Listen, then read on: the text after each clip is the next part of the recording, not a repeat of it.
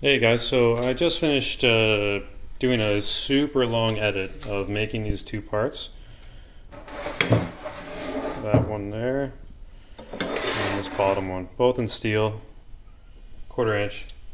And the video was like more than an hour long, so I'm gonna split up into two videos. And the first one, which I'll upload now, is all about the machining, because it just so happens that it works out that half of this is machining and half of it's welding.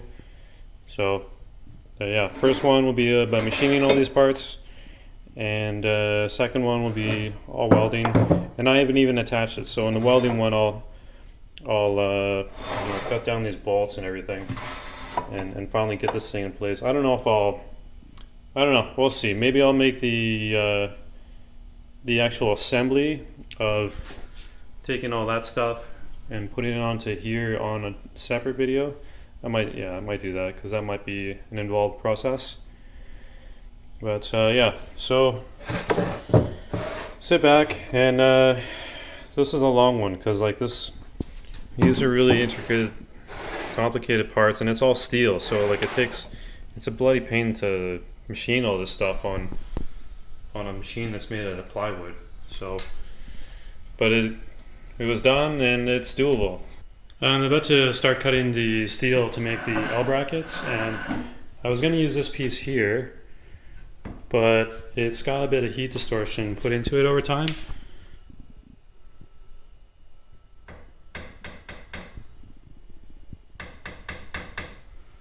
Yeah, so like I've used it on TIG welding to put the stinger right there a lot, and it's been used for a lot of things. So a lot of heat distortion put in it. It's all warped, so I'm not going to use it. This new stuff I have looks really flat, so I'm going to go with it. From eyeballing it with things, it looks pretty flat, so I'm going to cut it up. So in the past, I found when I'm cutting long stuff like this, it's really difficult to get everything level and square. So this time I use the precision level to help me out with this. And so on this surface here, this is the lowest surface. So what I had to do is get something reasonably flat, like this bar here. And this rests on 3 points, especially over here. You can see I think this is aluminum. Maybe, yeah, it might be aluminum, I'm not sure. But yeah, it rests there. And what I've done is zeroed out the level. I'm not going to wait for it to zero out, but so I've lifted up this side to get it within the range where I can measure it, and I zeroed this out, resting on these 3 points, and then I've gone and rest the level down the center with the V groove, and get this roughly within the range where this thing is measuring it.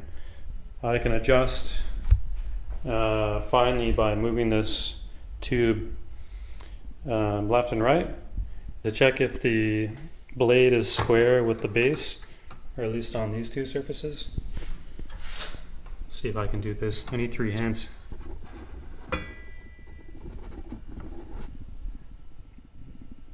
It looks pretty square to me.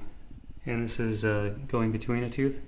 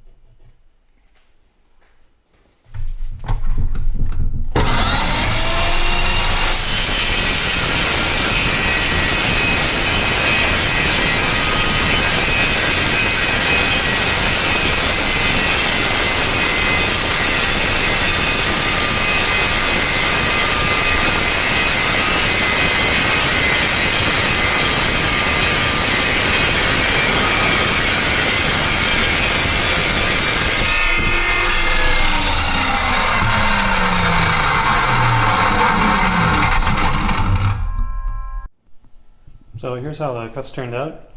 They're pretty consistent. Let me get them vertical. So there's the difference between them all. And I've decided that I'm gonna face them all on one side, and yeah, because they're all pretty good. So like if I take this one, this area here is probably the flattest part on my machine that I have access to right now, and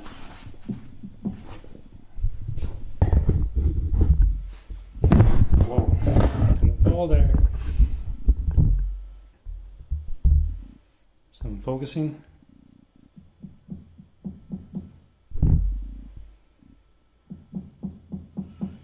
I'll take the mill scale off with a flap disc on one side for now, and depending on how that turns out, I will be welding on one of these edges, either this one or that one, but what I'll do is I'll wait until I determine which side I'm going to weld on, and then what I'll do is then flap disc, clean that out and like prep that corner for welding. The chop saw always leaves a big mess of stuff to clean up, all these chips, but big giant magnet takes care of things pretty good.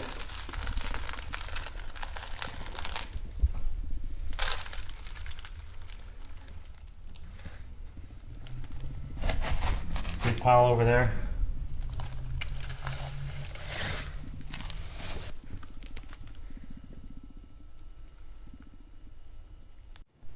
So for taking out the mill scale, I'll use a 60 grit flap disc, and the way I like to hold it is with 2 vices.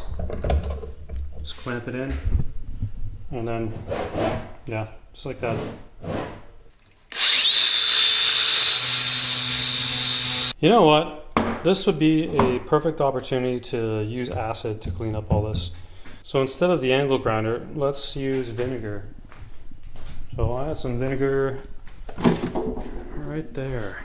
The way I'm going to do it is wrap each one of these in paper towel, and the paper towel is going to keep it all moist and wicked and stuff so the vinegar doesn't dry out. And I'm going to put it into this banker's box's top, and I'll lay them out. Oh, these are heavy. Shit. Something like that, all wrapped up. What I'm going to do is line the bottom of this box with vapor barrier, and I'll just cut a bit out, and so it'll be kind of like a bathtub. And then what I'll do is fold it over, maybe put a rock or two on top of it just to keep it from going anywhere, and that should keep all the moisture in of the vinegar combined with the paper towel. Just deep enough to hold all the vinegar, and what I'll do is fold it over like that, and this will take a day or two to take off all that mill scale.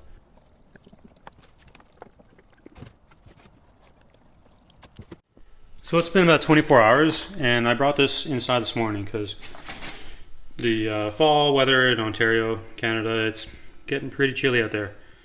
So in the garage, just because of it's indoor space, it's not heated right now, but the heat diffuses into this room and it's not so bad. So I'm looking at this, and it definitely is going to need more time. It should start discoloring quite a bit. Maybe I'll open up one of these, and so I'm going to give this at least another day and see how things look. So it's been another day, and I think it's kind of done now, but I don't really want to get in there and do all this stuff today. And I have finally procured some shelves so I can clean up this absolute disgrace of a garage. They'll go nicely over here, I think. Not too close to the drill press. And that should tidy up a lot of this. So it's been about 3 days now, and I'm going to take them out because I think it's good enough. And what I'll do is clean them all off with a wire wheel. So with a wire wheel on the angle grinder, you'll see how easily it is to take off now.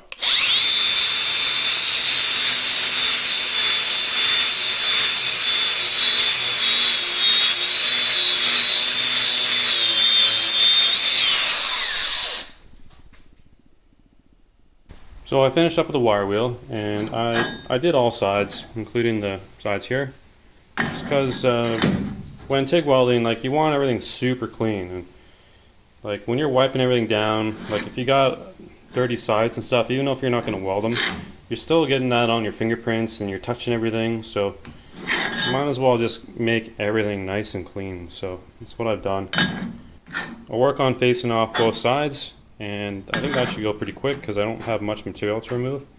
And that should make a nice flat surface for the bearing carriages to sit on and be nice and parallel with the rails.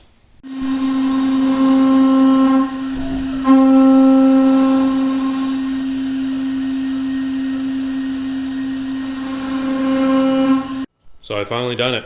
I have shelves. And yeah, got some over there and some little ones here. And that'll make a huge difference with just trying to get around. I have to still clean up this mess, but it's a work in progress. None of the stuff on the shelves is organized in any way, just thrown up there, just get out of the way. And I built the height tall enough that I can get some bigger tools under there. And my argon bottle, I'm probably gonna build a cart for this whole thing, so I can move it around a lot easier. Get all the welding stuff together in one place. And what am I doing now? So I got one of those pieces of steel milled on both sides, and I'm going through and milling the rest of them. So I've milled the bottom side of this one, and just gonna do the top now in the morning. And all the stuff, it's around 1 to 3/10 of a millimeter that I need to take off on each side, and that's enough to get it flat. So I have 2 more over here that I'll do. These are just covered in WD-40 right now. For determining my Z, I'm using the paper method and just going to this corner. Looks like it's starting to make some passes in the center.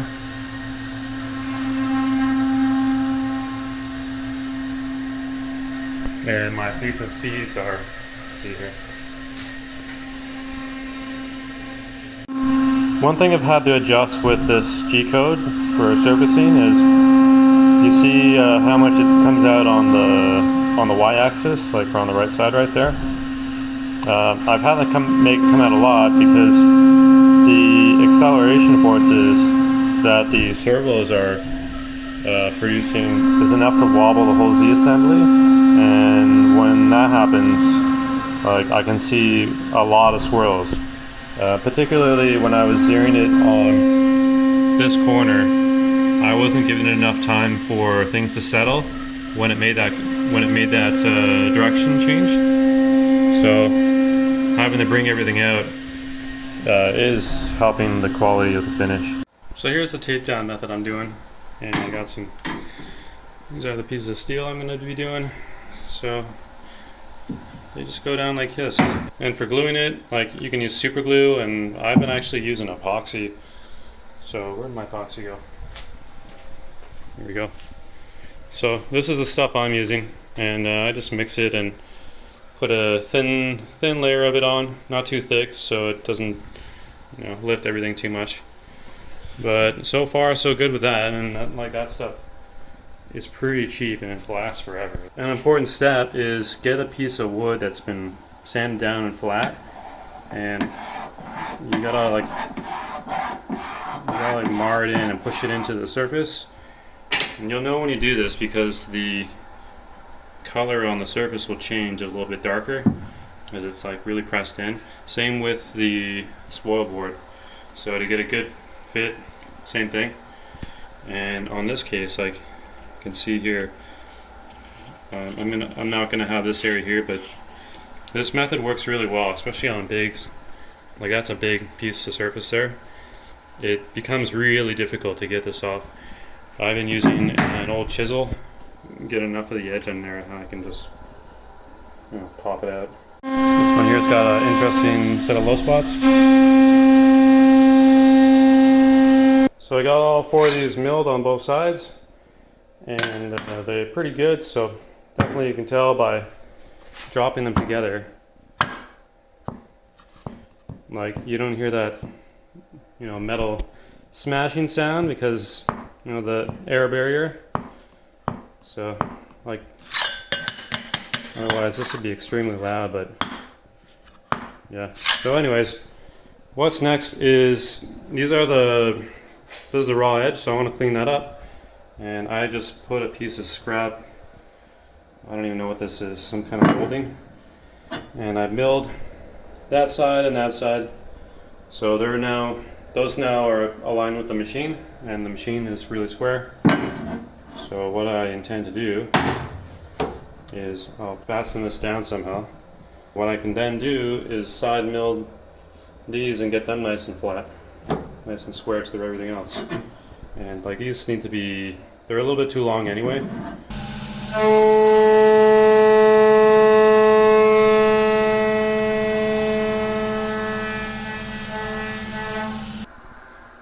So I'm happy with that.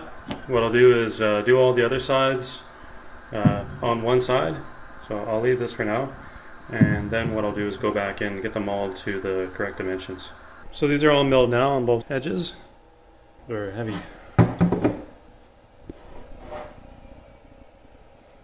Oh, that's how they look. Nothing too crazy. So I have this angle plate that I've cleaned the surface off with my makeshift precision ground flat stones, but they're not really ground, they're just rubbed together using the three surface method. So effectively like rubbing this one against this one and this one, and then rubbing those two together, equalizing or normalizing the surface. So I got this angle here, and I've cleaned up the edge. So there was a lot of problems on this. So I bring this to the edge, and if I hold this up, you can see how the reflection is there. So I know that this one's predominantly flat. Some of the other ones, I know one of these is not. You can see actually this one's not bad. It must be the other one. Yeah, you see how this one has some low spots that are not shiny?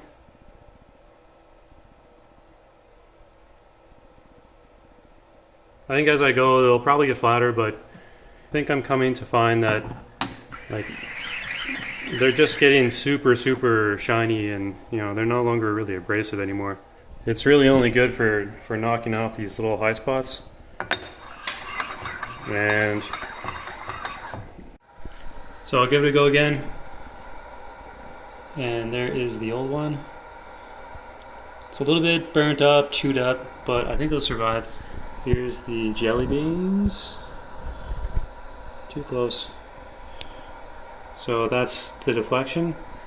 And what I've done is gone and drilled out the rest, so there's less material. And yeah, big thing is now step down is 0.5 millimeters instead of trying to do the whole depth of cut, which just flexes the hell out of everything.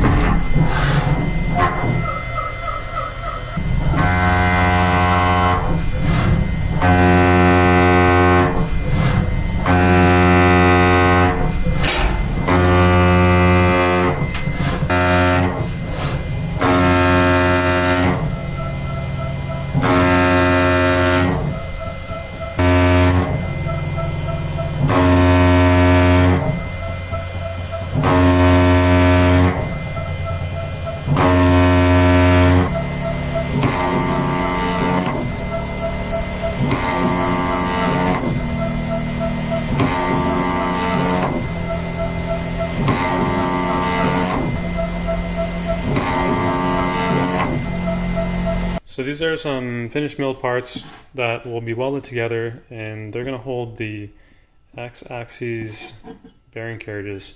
So these are all milled on all sides. They're all 230 millimeters, same width as the rest of the Z assembly. And this one in particular needed some actual milling happening. So the holes here I made to be pill shaped, so I can give it a bit of adjustability up and down. And I had to mill in this notch here. This notch is for the Z servo because it's so long, and the way it fits onto this back here, I have to get that little bit of a notch put in just so it'll fit. This worked all right. So the trick with milling steel with a wood Z assembly is to have a low RPM on the spindle. So I cut this notch in here with an adaptive, and I used 5400 RPM on a 24K RPM spindle. Some of the settings were 0.2 millimeter step over, 0.5 millimeter depth of cut. This one was cut on a 6 millimeter, and the feed on this was 2000 millimeters. For these ones, these are 4 millimeter. Well, these had to be cut with a 4 millimeter end mill. Similar settings, but I had to drop this down to 1000 millimeters a minute. Width of cut on this, on the adaptive, was less. So instead of it being 0.3 millimeters, it was 0.2 millimeters. I'll put the settings, what I used to cut this, down in the description. So what's left is, after this stuff's welded, for instance, this plate is going to go on like this. I need to put a plate down the side here. I wonder if I can balance this. So the ball screw is going to come off a plate here. I'll have to mill that whole thing now. Next step will be to use the chop saw to roughly cut the stock into the right shape, and that'll do the final milling, like the hole and its actual profile and whatnot on the CNC machine.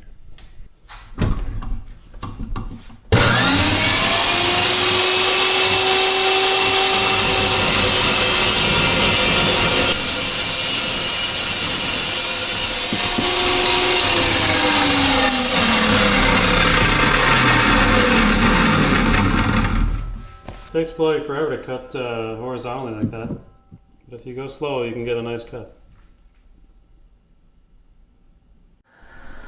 New tool time. 6,000 RPM.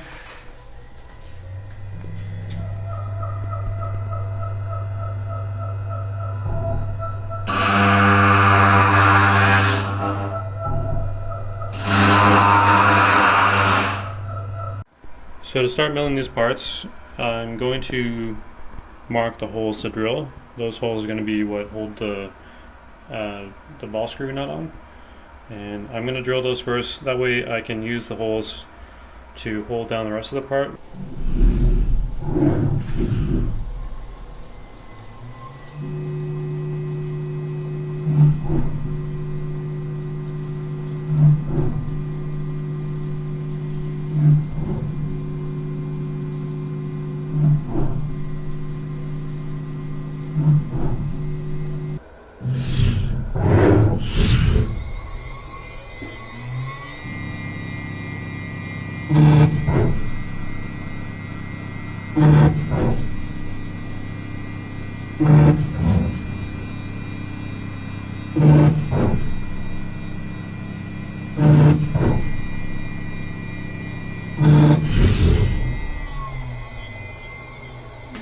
So I'm going to have to drill these holes again, or at least spot drill them, and I got to move them over 3.88 millimeters that way, and that was because the origin I assumed in the center in CAD, but it's not, it's over by a little bit. I blued them up with Dychem blue just so I know which are going to be the new holes. So I finished drilling these holes out, and as you can see, the original holes that I recorded, they had to be moved off to the left a little bit. And that was just due to some software issues transferring between SolidWorks and Fusion. If these parts were aluminum, I would have just done the holes on the CNC machine, but I'm not sure about the speed I can drill on my machine. So it's just easier to do it on the drill press, because especially on the drill press, like when you're drilling this stuff, you can tell and feel in the machine when it's cutting a chip. It's really hard to damage a drill bit when you're manually drilling it this way. It's so easy on the CNC machine to just go a little bit too fast going down and then destroying the carbide drill bits.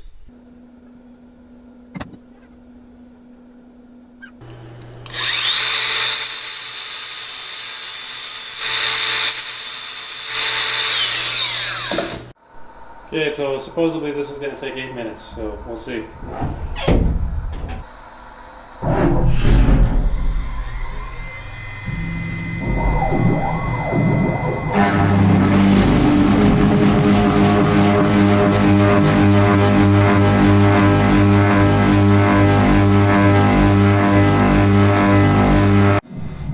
The last one stopped because my tool head setter was fired off a warning because it was shaking too much. So I stepped it down the feed quite a lot now, 28%, and also brought down the spindle there too, around 5,500 RPM. So we'll see how this goes. Probe triggered on non-probe move, my ass. So now it gets a little pillow so it calms down.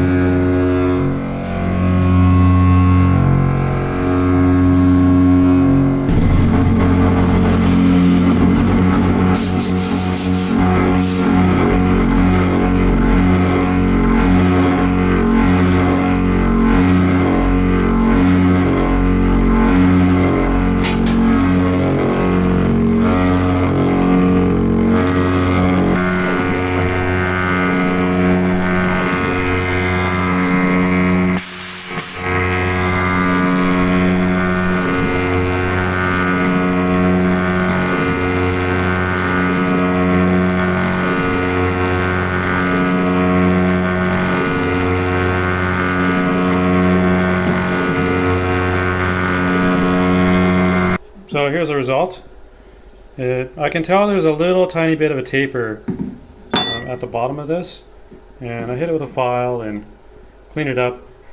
But absolutely the Z assembly was really kind of struggling with some of that cut, like especially in the middle when it was going down, it was chattering quite a lot, but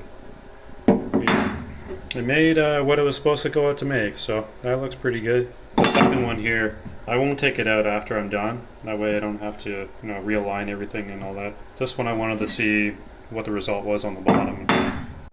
I'm going to have to adjust the HAL code for my tool height setter. I'm not currently using it, but if I push it down ever so slightly, it'll go off, and when I was running it, it went off twice, and luckily the end mill survived going into an emergency shutoff. Does look like it's not as sharp on the tip, but I think it'll still cut through the rest of this, and I don't need it to be a super pretty cut.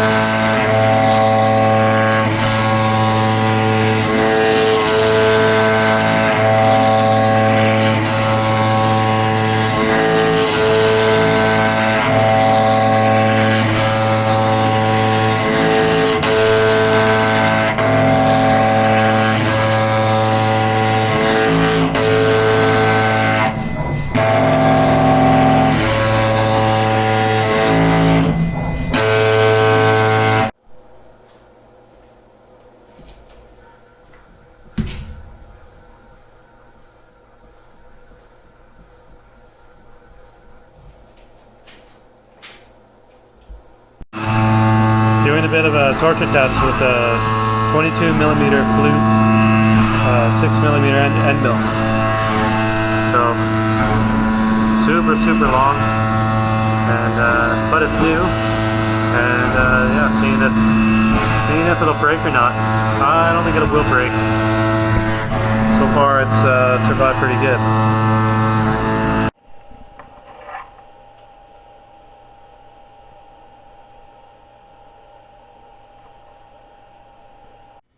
So that concludes part 1 of machining all the parts, and obviously part 2 will be all the welding, because it's also equally just as important in this case. So in that video, I'm just finishing editing and uploading it, and it'll basically just come out, maybe a day later or so. Alright, so thanks for watching, and I'll see you in the next one.